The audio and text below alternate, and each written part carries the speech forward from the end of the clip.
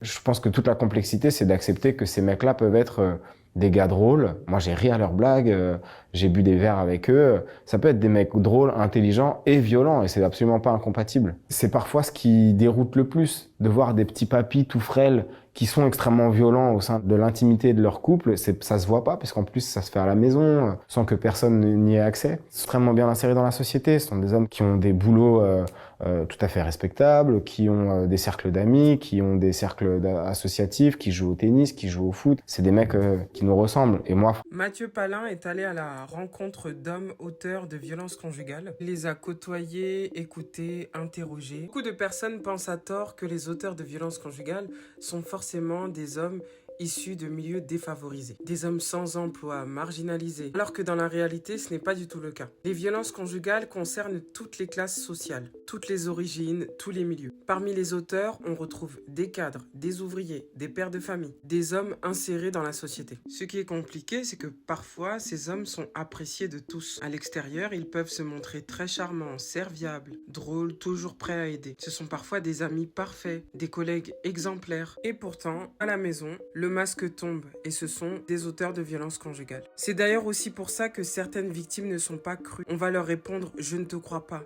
il est tellement gentil, il serait incapable de faire ça. » Alors que si. Si toi aussi, ton ex paraissait très sympathique en société, dis-le nous dans les commentaires.